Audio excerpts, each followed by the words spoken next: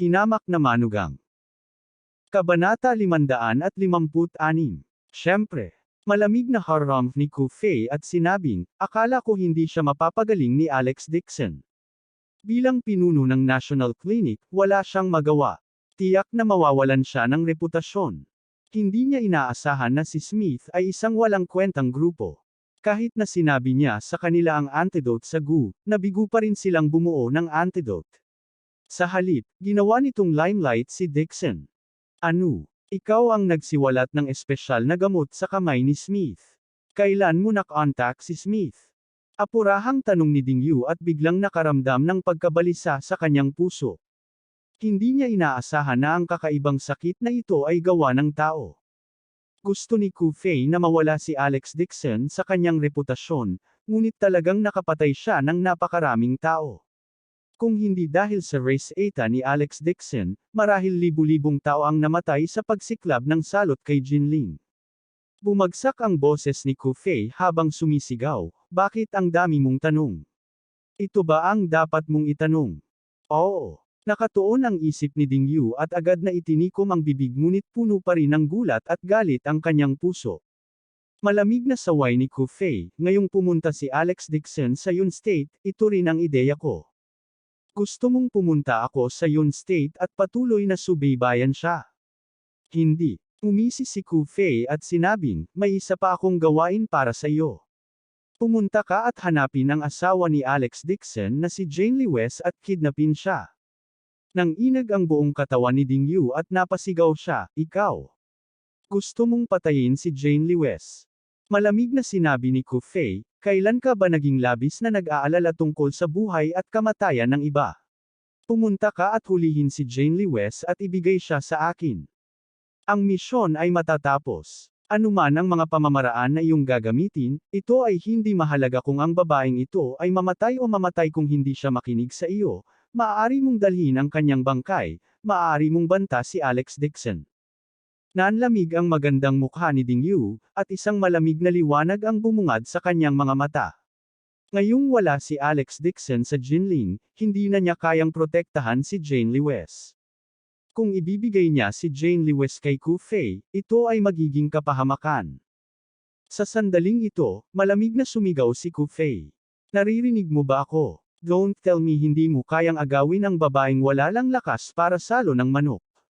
Oo. Nakagat lamang ni Ding Yu ang kanyang labi at malamig na sumagot. Tumango si Ku Fei bilang kasiyahan. Malamig niyang sabi, napakaraming gawain mo. Ang gawaing ito ang pinakamadali. Kung magugulo ka, dapat alam mo kung ano ang naghihintay sa iyo. Dapat ay iniwan ni Alex Dixon ang mga bodyguard niya kay Jinling. Nagpadala na rin ako ng ibang tao sa Jinling, tatawagan ka nila at bibigyan ka ng tulong. Naiintindihan. Malamig na sagot ni Ding Yu. Nasa kamay pa rin ni Ku Fei ang kanyang kapatid. Wala siyang choice kundi asikasuhin ang bagay na ito.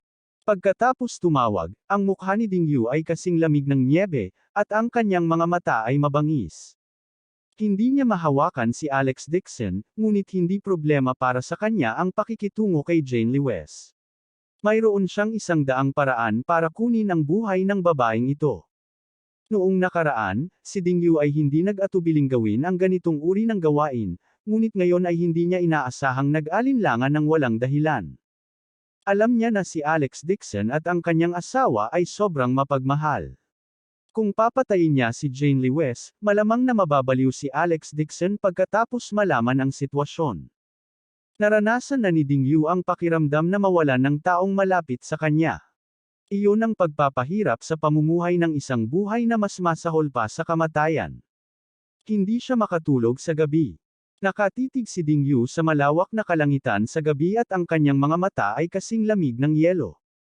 Alex Dixon, huwag mo akong sisihin sa pag-atake sa asawa mo. Masisisi mo lang ang sarili mo sa pagmamaliit mo sa kalaban mo. Do you really think that you will be safe and sound after returning to Jinling? Pagkatapos niyang magsalita, binuksan ni Ding Yu ng maayos ang aparador at nagpalit ng pulang masikip na damit. Pagkatapos ay naglabas siya ng isang hilera ng asul, 1 pulgadang haba ng dahon ng willow na naghagis ng mga kutsilyo at itinali ang mga ito sa kanyang mga Snow White na ginagamit ang isang itim na leather bag. Ang napakanipis na kutsilyo ng dahon ng willow ay lubhang nakakalason. Ito ang anesthetic toxin na ginamit sa Mian State para manghuli ng mga elepante. Bagamat hindi ito papatay, hanggat may naputol na balat, ang katawan ng tao ay agad na tumigas at mawawala ng malay. Matapos tapusin ang lahat, casual na dinampot ni Dingyu ang isang maliit na itim na leather bag at basta-basta nilagyan ng dokumento at isang maliit na pistola dito. Pagkatapos ay tinapakan niya ang kanyang mataas na takong at lumabas ng silid na may maliit na ekspresyon. Umalangaw-ngaw sa koridor ang malutong na tunog ng matataas na takong. Tinapakan ni Dingyu ang kanyang mataas na takong at mabilis na naglakad. Sabay kuha ng phone niya at tinawagan si Jane Lewis. President Lewis, pumunta si Mr. Dixon sa Yun State, tama ba? Mayroon pa siyang ilang mahahalagang dokumento na nakalimutan niyang kunin. Nagpa-appointment siya at ibibigay ko sa iyo ang mga dokumento. Makalipas ang kalahating oras, si Dingyu ay matikas na lumabas ng taxi at nakita si Jane Lewis na nakatayo sa gilid ng kalsada, sabik na naghihintay. Isang asul na damit ang nagpatalsik sa kanyang kakaibang eleganteng at pinong hitsura, at ang kanyang ugali ay walang katulad na eleganteng at sariwa. Hindi naiwas ang wolisin ng mga pedestrian na dumaan sa kanyang katawan. Nakita rin ni Jane Lewis si Dingyu at malamig na sinabi, nasaan ang mga dokumento? Nasa bag ko sila. Bahagyang ngumiti si Dingyu at naglakad paarap habang nakapilipit ang bewang, maghanap tayo ng mauupuan at magkwentuhan. May mga bagay pa na dapat tandaan sa mga dokumento. Kailangan kong sabihin sa iyo. Nag-isip sandali si Jane Lewis at tumango na may malamig na mukha. Punta tayo sa park. May mga mesa at upuan doon. Wala siyang magandang impresyon kay Dingyu. Batay sa intuition ng isang babae, palagi niyang nararamdaman ang maganda at mainit na babaeng sekretarya na ito ay nagtatrabaho sa tabi ng kanyang asawa ay tila may lihim na motibo. Magkatabi silang naglakad papunta sa park na hindi kalayuan. Ang dalawang babae ay parehong makalangit na kagandahan. Ang isa ay matikas habang ang isa naman ay maganda at kaakit-akit. May kanya-kanya silang style at napatigil sa paglalakad ang lalaking dumaan at napalunok ng laway habang diretsyong nakatingin sa kanila. Nakangiti si Dingyu habang naglalakad, President Lewis, lumabas ka mag-isa sa gabing iyon. Hindi ka ba natatakot sa panganib? Nagdala ako ng bodyguard, walang pakialam na sabi ni Jane Lewis. Pagkaalis ni Alex Dixon, naging driver niya si Boldman at pinapasok siya sa trabaho araw-araw. Ganun ba? Lingo si Dingyu ngunit wala siyang nakitang tao. Nahulaan niya na ang bodyguard ay nagtatago sa dilim. Wala siyang pakialam sa mga ordinaryong bodyguard. Ang tanging kinatatakutan niya ay si Alex Dixon. Napakatahimik ng park sa gabi. Walang mga turista. May hilera ng mga mesang bato sa tabi ng lawa. Naglakad si Dingyu sa isang mesa at naupo. Kinuha niya ang mga dokumento sa kanyang bag at inilagay sa mesa. President Lewis, tapos na akong mag-modify ng mga documents. Ibibigay ko na sayo. Pagbalik ni Boss Dixon, pwede mo siyang tingnan. Kinuha ni Jane Lewis ang mga dokumento ng walang ekspresyon at tiningnan ang mga ito ng mabuti sa pamamagitan ng mga streetlight. Habang tinitingnan niya ang mga dokumento, napabuntong hininga si Dingyu at tumingin sa paligid. Siya ay nasa gitnang yugto ng foundation establishment. Matapos buksan ang kanyang 5 pandama, mabilis niyang nakuha ang aura na nakatago sa mga palumpong sa hindi kalayuan. May 4 na bodyguards. Ang isa sa kanila ay talagang bodyguard, at siya rin ay nasa maagang yugto ng foundation establishment, cultivator. Umisi si Dingyu. Ang taong ito ay hindi niya kapareha. Para sa 3 pang ordinaryong bodyguard, isang galaw lang ang kailangan niya para patayin silang 3. Sinulyapan ni Dingyu si Jane Lewis, at nang hindi pinipiga ang talukap ng mata, itinaas niya ang kanyang pulang damit at hinawakan ang kutsilyong panghagis ni Liu Ye. Seryosong tiningnan ni Jane Lewis ang mga dokumento at hindi napansin na nasa kanyang mga mata ang nakamamatay na panganib. Inilabas ni Dingyu ang lumilipad na kutsilyo at hinawakan ito sa kanyang kamay. Bigla siyang tumayo at ikinumpas ang kamay niya. Tumangala si Jane Lewes at nakita ang malamig na mukha ni Ding Yu na umaatake sa kanya. Natigilan siya. Kabanata 557. Sampal. Isang malutong na sampal. Kasabay nito ay ang sigaw ng isang lalaki mula sa likuran ni Jane Lewes. Malamig ang mukha ni Ding Yu habang nakatitig sa likod ni Jane Lewes at pinapagalitan. Gusto mong mamatay? Magwala. Si Jane Lewes ay bumalik sa kanyang katinoan at mabilis na inikot ang kanyang ulo upang tumingin. Nakita niya na sa likod niya ay may isang kaawa-awang lalaki na naglalabas ng amoy ng alak. Hinawakan niya ang kamay niyang nakaramdam ng sakit. Humph. Kung titignan ang postura ng lalaking ito, kanina pa siya nakasnok sa likod niya at gusto siyang samantalahin. Nagulat at nagalit si Jane Lewes. Mabilis siyang bumangon at tumayo sa gilid at pinagalitan, "Anong ginagawa mo?" Ay. Hehe. Tinitigan ng lasing na lalaki ang dalawang babae at ngumiti ng nakakaakit, "Beauty, come and play with me." Bago niya matapos ang kanyang mga salita, isang itim na anino ang biglang sumugod mula sa mga palumpong at sinuntok ang lasing na lalaki. Ayo! Bago pa makapag-react ang lasing na lalaki, napaupo siya ng malakas sa lupa at napasigaw sa sakit. Mabangis ang mukha ng kalbo. Binawi niya ang kanyang kamao mula sa himpapawid at magalang na sinabi kay Jane Lewes, "President Lewes, natakot ka." Sumugod din ang 3 pang bodyguard mula sa silangan, kanluran, at hilaga at sinimulang suntukin at sipain ang lasing. Tumangala si Jane Lewes kay Ding Yu at sinabing, "Salamat. You are welcome. I also hate vulgar men." Nag-cross arms si Ding Yu at may hawak na 4 na throwing knives sa kanyang mga kamay habang malamig siyang ngumiti. Hindi siya umatake ngayon lang para iligtas si Jane Lewes kundi para makita ang mga bodyguard na ito palabas para mapatay niya sila sa isang galaw. Ang kalbong ito ay nasa early foundation establishment stage, ang 3 pa ay mga ordinaryong tao lang, hindi naman sila threat. Kinurot ni Ding Yu ang lumilipad na kutsilyo, pinaikli ang enerhiya sa kanyang katawan, at naghanda na kumilos. Akmang lilipat na sana siya nang biglang tumunog ang phone niya. Natigilan si Jane Lewes at mabilis na kinuha ang kanyang telepono mula sa kanyang bag para sagutin ang tawag. "Alex, nakarating ka na sa yon state. Lalabas ako para kumuha ng dokumento at uuwi na. Okay lang Baldy, sumama ka sa akin." Bahagyang nagsalubong ang mga kilay ni Ding Yu. Hindi niya inaasahan na si Alex Dixon ang tumawag. Sinulyapan ni Ding Yu si Jane Lewes at nakitang lamig pa rin siya ng yelo kanina. Ngunit nang matanggap niya ang tawag ni Alex Dixon, agad na namula ang mukha niya at sumilay ang ngiti. Tumayo ang kalbo sa tabi ni Jane Lewes at maingat na tinitigan si Ding Yu. Ngayon pa lang ay bigla na lang siyang nakaramdam ng malakas na hangarin na pumatay sa katawan ng babaeng ito at agad na natense ang kanyang mga ugat. May cultivation base din kaya ang babaeng secretary ni Boss Dixon. Naramdaman din ni Ding Yu na parang walang nangyaring nagbabantay sa tingin ng kalbo. Ang cultivation base ng kabilang partido ay mas mababa kaysa sa kanya, at mayroon din siyang pinili na anting-anting upang itago ang kanyang cultivation base. Hindi banggitin ang kalbo, kahit si Alex Dixon ay hindi nakakakita sa kanyang cultivation base. Ang tawag ay mula kay Alex Dixon, na nag-uulat kay Jane Lewes na siya ay ligtas. Pagkatapos ng tawag ni Jane Lewes, gumaan ng husto ang kanyang kalooban.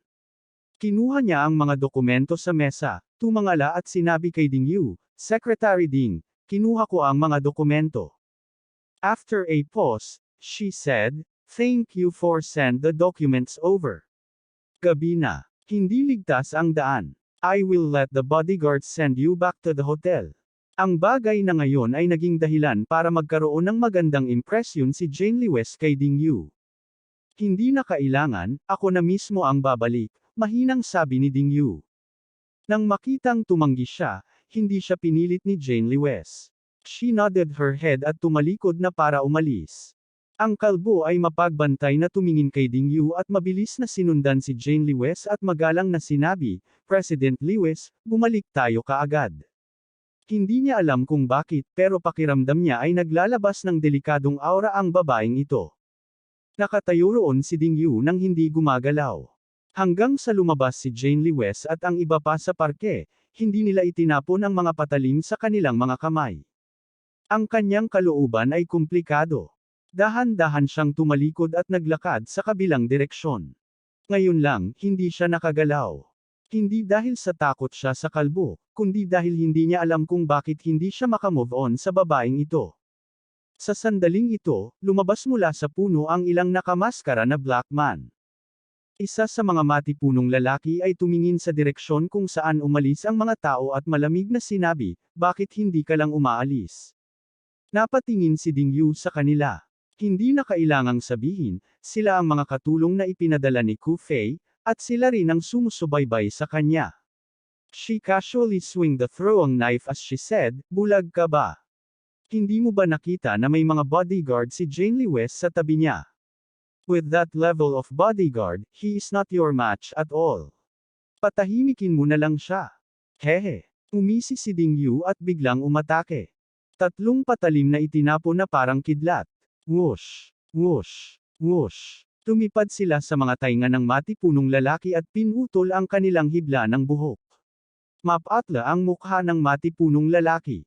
Nakatayo siya doon, hindi naglakas loob na gumalaw. Ang pamamaraan ng kutsilyo na ito ay tumpak, at kung ito ay nangyayari off, siya ay mawawala ang buhay sa lugar. Nag-cross arms si Ding Yu at itinaas ang baba habang malamig ng umuso, "Anong karapatan mong tanungin ako? Kung ayaw mong mamatay, tumahimik ka. Natural na tatapusin ko ang gawaing dapat tapusin." "Oo," sagot ng matipunong lalaki habang nanginginig. Isang malamig na sulyap si Ding Yu at sumigaw, "Kunin mo ang kutsilyo para sa akin. Ngayong araw ay babalik muna ako. Kung may pagkakataon, gagawa ako muli. Kung maglakas loob kang bawiin si Jane Lee West sa likod ko at sirain ang plano ko, hahayaan kong mamatay kayong lahat." "I dare not." Mabilis na yumuko ang ilang mga malalakas na lalaki. Sa kanilang kaunting lakas, sa harap ni Ding Yu, tanging kamatayan ang kanilang hinihintay. Inalis ni Ding Yu ang kutsilyo at tumalikod para umalis. Medyo malamig ang mga mata niya. Ngayon, ililibre niya si Jane Lee West minsan. Sa susunod, siguradong hindi na niya ito bibitawan. Nag-overnight si Alex Dixon sa hotel. Kinabukasan, sinundan niya ang motorcade at nagmaneho papuntang Changshui County. Ang Changshui County ay matatagpuan sa paanan ng Shenlang Ridge. Ang mga lokal na tao ay umasa sa mga bundok upang mabuhay. Bilang karagdagan, mayroong maraming jade merchant mula sa Mian State, kaya ang kanilang buhay ay maaaring ituring na mayaman. Sa tanghali, dumating ang convoy sa Changshui County. Nagdala na si Balong ng grupo ng mga tao at naghihintay sa paanan ng bundok para salubungin sila. Nagpalit siya ng isang set ng mga damit na naging komportable para sa kanya upang lumipat sa paligid.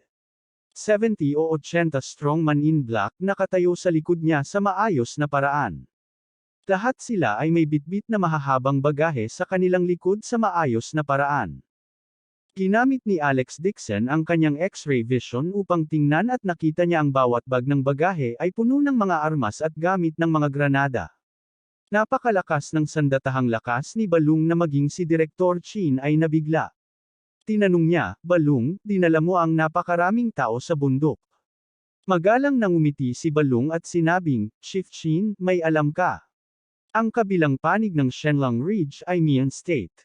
Madalas may mga raider at smuggling gang sa bundok. Para sa iyong kaligtasan, magdadala ako ng maraming tao sa bundok." Oh!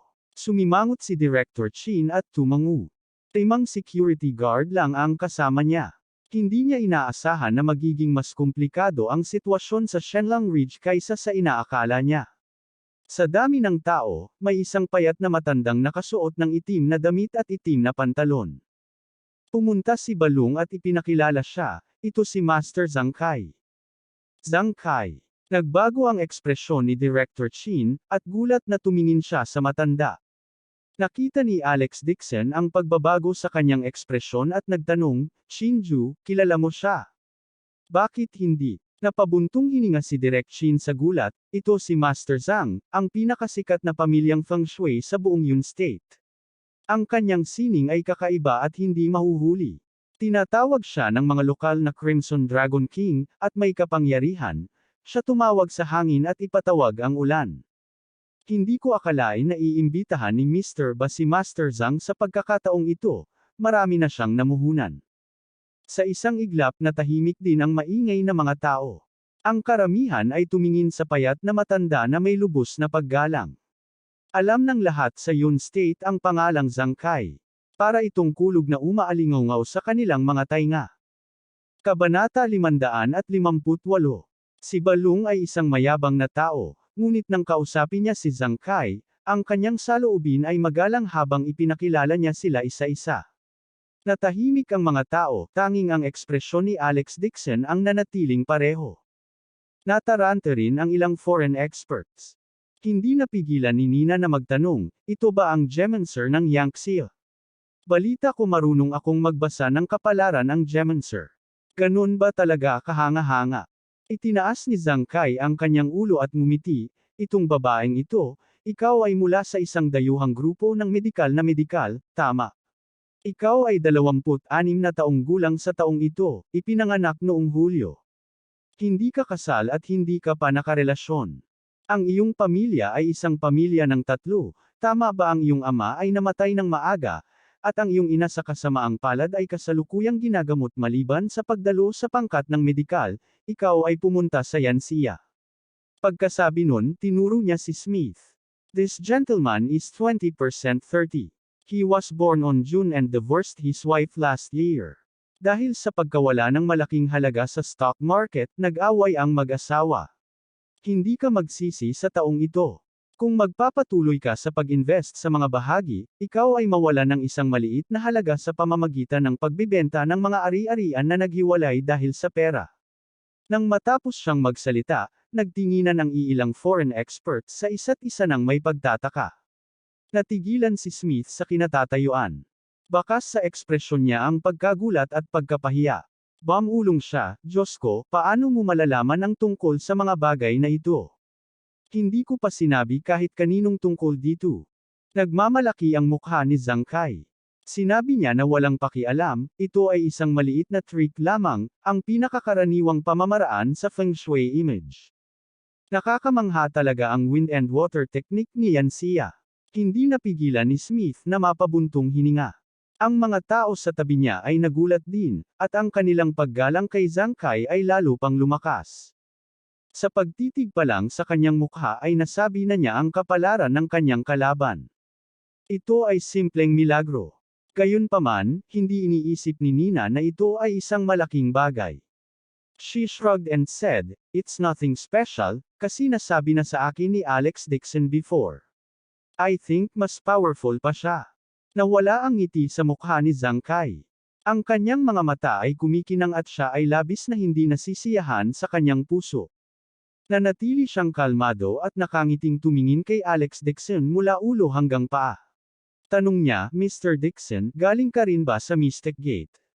Ang Feng Shui Arts ay pinag-isa sa Mystic Gate. Hindi inaasahan ni Alex Dixon na babanggitin siya ni Nina. Mahina niyang sinabi, ang Feng Shui ay interesado lamang sa akin, hindi ang mga tao ng Mystic Sect. Umiti si Zhang Kai at sinabing, bihira lang makakilala ng isang tulad ko. Gusto kong makipag-spar kay Mr. Dixon. Siguro kung interesado si Mr. Dixon. Not interested. Hindi man lang nagtaas ng ulo si Alex Dixon. Ang cultivation base ng kanyang kalaban ay nasa unang bahagi lamang ng chi refining stage, malapit sa kalagitnaan ng chi refining stage. Hindi na kailangang mag-aksaya ng oras. Natigilan ang mga tao sa paligid. Hindi nila inaasahan na tatanggihan siya ni Alex Dixon nang hindi binibigyan ng anumang mukha si Master Zhang. Nagdilim ang mukha ni Zhang Kai, at nawala ang kanyang ngiti. So hindi mo ako binibigyan ng kahit anong mukha. Bahagyang kumunat ang noo ni Alex Dixon, saka iniangat ang ulo at sinabing, sino ka? Bakit kailangan kitang bigyan ng mukha? Ang yabang talaga ng batang ito. Nagalit si Zhang Kai sa puntong napag-alitan ng mabagsik na boses. Isang pagsabog ng enerhiya ang lumabas sa kanyang katawan.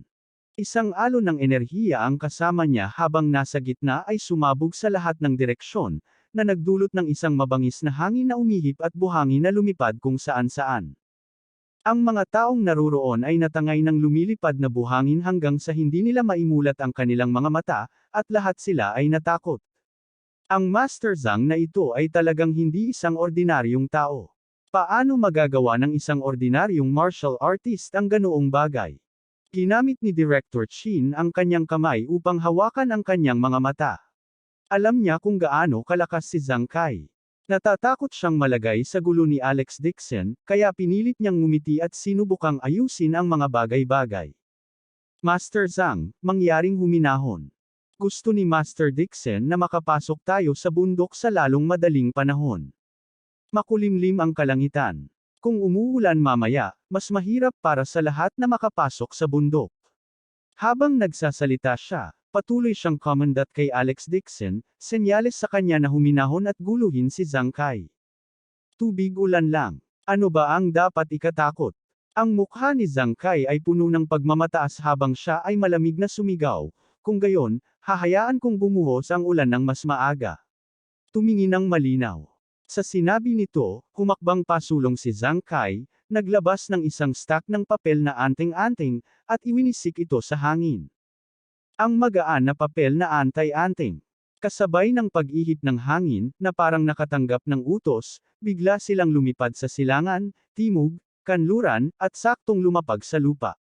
Isang porma sayon na may circumference na 5 metro ang kahangahangang inilatag. Ang pagkilos na ito ay naging sanhi ng pagkagulat ng mga tao, at ang kanilang mga mukha ay nagpapakita ng paggalang. Natakot din si Direk Chin. Paano ito maaaring gawin ng isang mortal? Buti na lang at ngayon lang niya naakit si Alex Dixon. Kung hindi, sa kakayahan ni Zhang Kai, kung talagang nagalit siya, malamang na magdusa si Alex Dixon. Gumawa ng selyo si Zhang Kai gamit ang kanyang mga kamay. Ang kanyang mga damit ay lumipad kahit walang hangin, at bigla siyang nagpakawala ng isang malakas na dagandong. Ulan, halika. Ang mabangis na hangin na nakapaligid sa kanya ay agad na pumailan lang sa kalangitan, dala ang buhangin at mga bato at lumilipad diretso sa mga ulap. Sa isang iglap, bumuhos ang malakas na ulan. Tilamsik, tilamsik. Habang bumuhos ang ulan, agad na nabasa ang mga tao. Agad na natabunan ng maitim na ulap ang langit, at biglang nagdilim ang langit. Ang ilang mga dayuhang eksperto ay nabasa ng ulan na parang manok sa sabaw, ngunit lahat sila ay nakatayo sa ulan ng walang kabuluhan, at ganap na natulala. Tumangala si Smith sa langit at bumulong-bulong, Diyos ko, hindi ko akalain na magkakaroon ng ganito kalakas na eksperto sa huwaksya. Matatawag niya talaga ang hangin at ipatawag ang ulan. Mabilis na tumakbo si Qin Yue sa isang puno upang magtago mula sa ulan.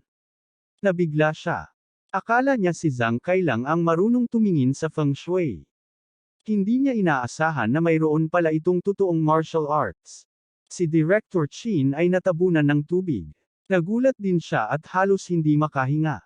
Siya ay may karanasan at may kaalaman, ngunit hindi pa siya nakakita ng isang mutant na tulad ni Zhang Kai na maaaring mag-utos sa mundo. Saglit na natahimik ang mga tao, at pagkatapos ay bigla silang natuwa, sinasamba si Zhang Kai. 0. Naramdaman din ni Balung ang paggalang sa kanyang puso. Alam niya na makapangyarihan si Zhang Kai, ngunit hindi niya inaasahan na ang lakas ni Master Zhang ay talagang maaabot ang antas ng pamumuno sa langit at lupa. Pinunasan ni Director Chin ang ulan at magalang na sinabi kay Zhang Kai, Master Zhang, mayroon ka talagang divine skill. Ikaw ang pinakamakapangyarihang mutant na nakita ko. Master Zhang, pwede ko bang itanong kung kailan titigil ang ulan? Kailangan pa nating pumasok sa bundok. Si Zhang Kai ay nakatayong may pagmamalaki sa ulan at mahinang nagsabi, pagkalipas ng 1 oras, titigil ang ulan sa mga ulap. Lahat ay maaaring pumunta sa bundok. Pagkasabi noon ay tumalikod siya at sinulyapan si Alex Dixon na namumutla ang mukha. Inubos ng rain summoning spell na ito ang kalahati ng paglilinis na chi sa kanyang katawan. Siguradong mabigla itong si Dixon hanggang sa mapatulala siya at lumuhad para magpasakop sa kanya. Gayunpaman, nang tumingin si Zhang Kai, agad siyang natigilan. Nakita niyang ganoon din ang ekspresyon ni Alex Dixon gaya ng dati. Nakatayo siya sa ulan, ngunit wala ni isang patak ng ulan ang bumagsak sa kanyang katawan. Pagkalapit pa lang nito sa katawan niya, naging fog na talaga. Kung titingnan sa malayo, ang kanyang katawan ay tila natatakpan ng isang patong ng puting fog, na para bang isa siyang walang kamatayan. Nagulat si Zhang Kai sa kanyang puso. Matapos matigilan saglit, mabilis siyang nanimbalik at tinitigan si Alex Dixon na may galit na ekspresyon. Hindi niya akalain na ang batang ito ay magsasaka rin. Para magawang gawing ambon ang ulan, dapat nasa kalagitnaan na siya ng foundation establishment stage. Pero malayo pa rin siya sa level niya. Ang isang katamtamang foundation establishment cultivator ay hindi makatawag ng ulan. Malamig at walang takot na sumangot si Zhang Kai. Sinigawan niya si Alex Dixon, "Mr. Dixon, what do you think of my summoning rains art?" Mahinang sinabi ni Alex Dixon, ito ay isang maliit na pandaraya lamang. Sa sobrang galit ni Zhang Kai ay tumawa siya, "Haha, pagkatapos ay hihilingin ko kay Master Dixon na ipakita ang kanyang dalawang kamay para lumakas ang ulan." Hindi siya pinansin ni Alex Dixon. Nilingon niya si Director Chin at sinabing, "Gabi na. Punta muna tayo sa bundok." Ito. Mukhang problemado si Direk Chin. Tumingin siya sa langit at sinabing, "Master Dixon, masyadong malakas ang ulan. Hindi maginhawang pumasok sa bundok sa ulan." Talaga. Tumango si Alex Dixon. Umisi si Zhang Kai. "Hindi ka ba napakalakas? Bakit ang hina mo?" Sa sandaling ito, biglang itinaas ni Alex Dixon ang kanyang ulo at sumigaw patungo sa langit. "Tumigil ka." Kabanata 559. Nang matapos siyang magsalita ay biglang huminto ang malakas na ulan, at wala ni isang patak ng ulan ang bumagsak. Tumigil ang ulan. Natahimik ang karamihan. Ang mga mata ng lahat ay nakikipagkwentuhan kay Alex Dixon. Ibinuko ni Director Chin ang kanyang bibig at nanlaki ang kanyang mga mata sa gulat. Halos maghinala na siya sa kanyang nakita. Kay Master Dixon. Isang pangungusap, at talagang tumigil ang ulan. Nagkaroon lang ba ito, o mayroon ding espesyal na kakayahan si Master Dixon? Laking gulat ng mga tao kaya walang ingay. Walang makapagsalita. Si Zhang Kai ay natulala din sa mismong lugar. Tinitigan niya si Alex Dixon nang hindi kumukurap. Blanko ang isip niya. Paano ito naging posible? Kahit na gusto niyang isagawa ang rain summoning art, kailangan niyang maglagay ng mga magic formation, at inubos din ang higit sa kalahati ng mga katangian na enerhiya sa kanyang katawan. Ngunit sa isang simpleng pangungusap lamang mula kay Alex Dixon, talagang nagawa niyang maging sanhi ng pagbabago ng panahon. Sa oras na ito, sinabi ni Alex Dixon kay Director Chin, "Kanina lang umuulan. Malamang maputik ang daanan sa bundok. Mas mainam pa rin na magpasikat ng araw para masilaw ang araw sa sikat ng araw." Pagkasabi noon ay iniunat niya ang kanyang kamay at pinitik ang kanyang mga daliri. Ang mga naipong ulap ng ulan sa kalangitan ay tila nakatanggap ng utos at biglang nagkalat sa lahat ng direksyon. Sa loob lamang ng 12 segundo, ang maitim na ulap sa kalangitan ay naghiwa-hiwalay. Sa mainit na sikat ng araw, ang ilalim ng katawan ng lahat ay tumambad sa hangin at araw ay sumisikat ng maliwanag. Okay. Biglang bumalik sa katinoan si Director Chin at mabilis na tumango. Noon lang niya napagtanto na parang basang manok ang biglang pagbuhos ng ulan kanina. Tanging si Alex Dixon lamang ang ganap na tuyo at hindi man lang nabasa ang kanyang buhok. Ang pagkabigla sa kanyang puso ay hindi mailarawan sa mga salita. "Tara na." Inangat ni Alex Dixon ang kanyang ulo at tumingin sa Shenlang Ridge, pagkatapos ay nagsimula siyang maglakad patungo sa daanan ng bundok. "Dixon, nakakamangha ka." Si Nina ang unang nanambalik sa katinoan. Napasigaw siya at hinabol si Alex Dixon. "Mas makapangyarihan ka kaysa kay Zhang Kai na iyon. Sobrang hinahangaan kita. Ikaw ba ang lumikha ng araw?" Umiti si Alex Dixon at sinabing, "Ang araw ay ang araw, hindi ang aking spell. Yan ay dahil makapangyarihan ka." Si Nina ay hindi pa nakakita ng ganoong art. Sa sobrang tuwa niya ay namula ang mukha niya. Pinalibutan niya si Alex Dixon at patuloy na pinupuri ito. Ang kanyang asul na mga mata ay kumikinang sa pagsamba, at lubos niyang sinamba si Alex Dixon. Nang marinig ni Nina ang papuri kay Alex Dixon, naging berde, puti, at berde ang mukha ni Zhang Kai. Ito ay naging lubhang pangit. Masigla ring nag-usap ang mga tao sa paligid, na para bang nawala ang kanilang mga alaala. Nakalimutan nila ang tungkol sa magic formation ni Zhang Kai ngayon, at nagsimulang sambahin si Alex Dixon. Lumakad si Balung at sinabi kay Zhang Kai, Master Zhang, mangyaring huminahon. Nagkataon lamang ito. Ang panahon sa Shenlong Ridge ay patuloy na nagbabago. Maaraw na sa felicitous rain, at ang taya ng panahon ngayon ay maaraw din. Pagkatapos sabihin niyon, kinuha niya ang kanyang telepono at ipinakita ang forecast ng panahon dito kay Zhang Kai. Sa katunayan, ang ulan ay naging maaraw. Sinulyapan ito ni Zhang Kai at tumigil saglit ang pagkabigla sa kanyang puso. Malamig niyang sinabi, kung mayroon siyang kakayahan na ito, matagal na niyang ikinalat ang madilim na ulap sa kalangitan. Sa pagtataya ng panahon bilang patunay, marami rin ang naramdaman ng parehong paraan. Si Zhang Kai ang Crimson Dragon King na iginagalang ng lahat sa Yun State. Ngunit si Alex Dixon ay isang batang-bata at hindi kilala. Paano siya magiging mas makapangyarihan kaysa kay Zhang Kai?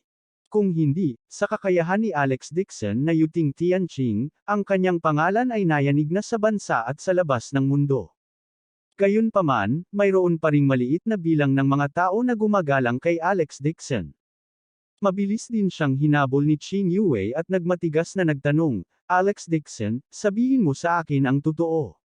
Ikaw ba talaga ang nagpatigil ng ulan kanina?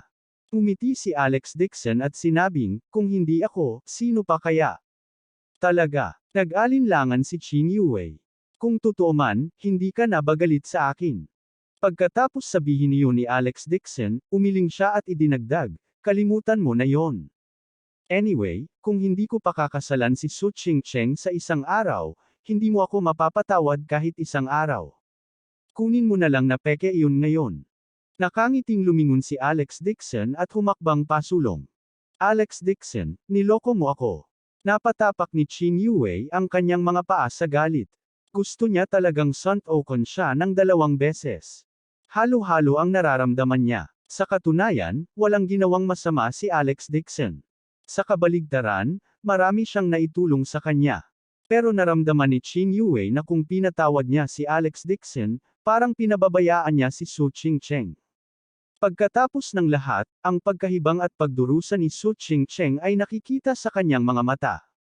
Ang lahat ng ito ay dulot ng Alex Dixon. Maaliwalas ang langit at tuyo ang daan.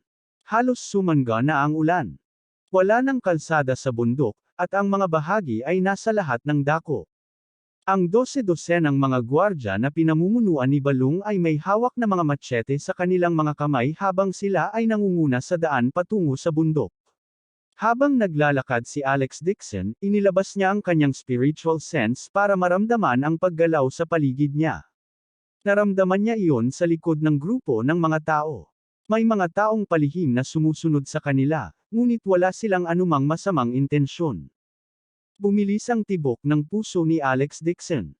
Kinuha niya ang kanyang telepono at nagpadala ng mensahe kay Chen Jiang. Nandito ka. Sa sobrang bilis, may sumagot mula sa telepono. Boss Dixon, kara-rating ko lang kaninang umaga sa Changshui County. Nakita kasi kita sa dami ng tao, kaya hindi ako naglakas loob na istorbohin ka. Nagdala ako ng 10 bodyguard at sinundan ka. Kung may kailangan ka, magpadala ka ng signal at magpapakita, ako kaagad. Ibinalik ni Alex Dixon ang kanyang telepono sa kanyang bulsa. Ang taong sumusunod sa kanya ay talagang si Chen Jiang. Si Smith at ang ilan pang foreign experts ay natatakot sa kamatayan, kaya naglakad sila sa likod ng linya.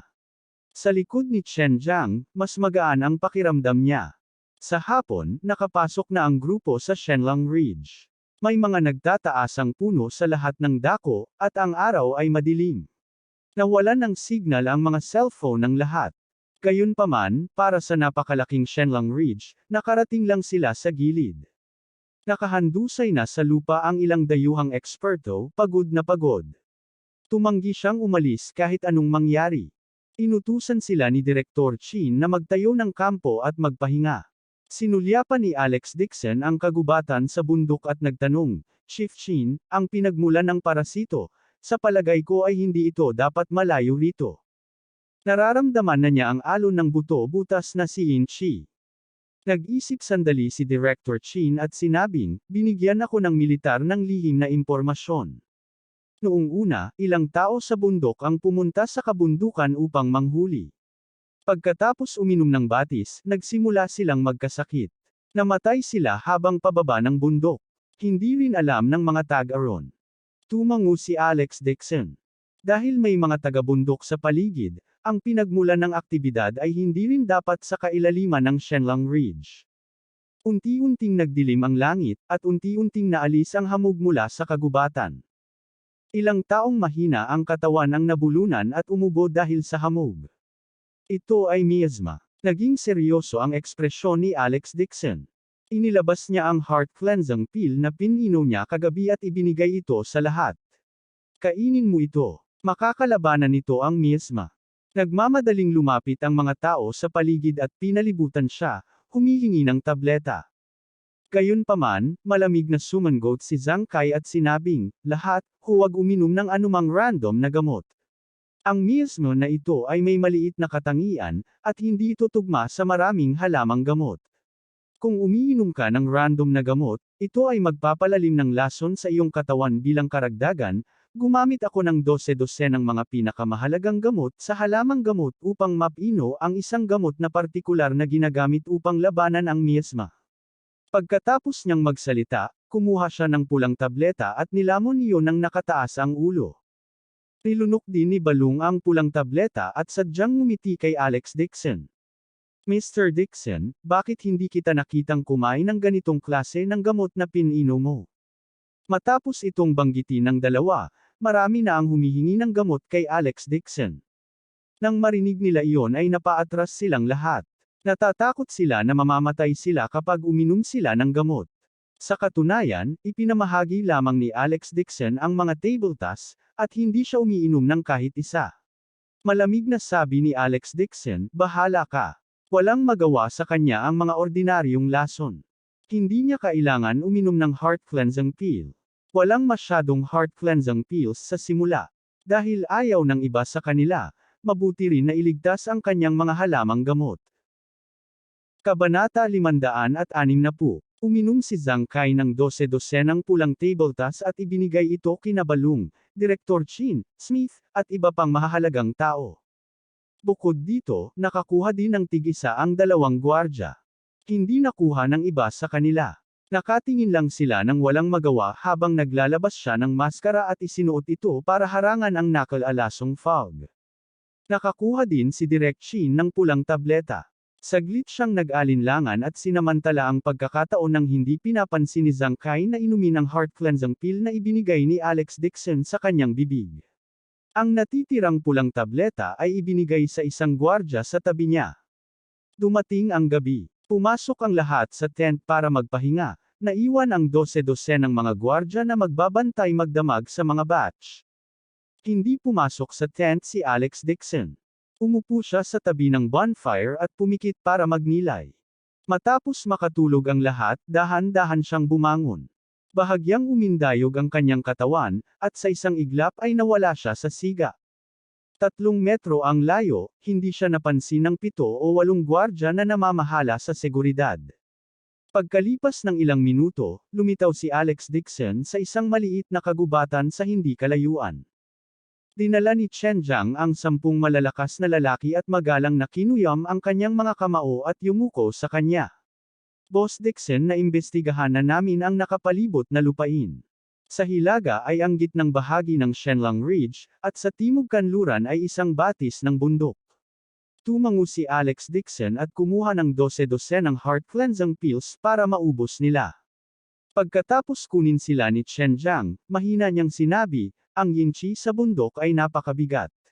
Itinuturo ko sa iyo ang isang set ng mind law na maaaring magpalakas ng iyong katawan at magpapalakas ng iyong mga buto.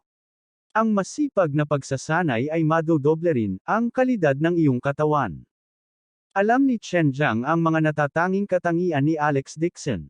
Agad siyang lumuhad sa isang tuhod at nagpapasalamat na sinabi, "Salamat, Master Dixon." Bukod sa pasasalamat, naramdaman din ni Chen Jiang ang walang katulad na pasasalamat. Isa lang siyang bodyguard na kinuha ni Renan para protektahan si Alex Dixon. Alam niya kung gaano niya kakilala. Hindi siya nang ahas na umasa na maging disipulo ni Alex Dixon tulad ni Wang Kai. Hindi inaasahan ni Chen Jiang na tuturuan siya ni Alex Dixon ng mind law. Siya ay lubos na nagpapasalamat. Ipinaliwanag ni Alex Dixon ang mind law kay Chen Jiang at pinanood siyang mag-practice nito bago siya tumungo at umalis. Ang mind law na itinuro niya ay ang pinakapangunahing batas, ngunit ito ay sapat na para kay Chen Jiang.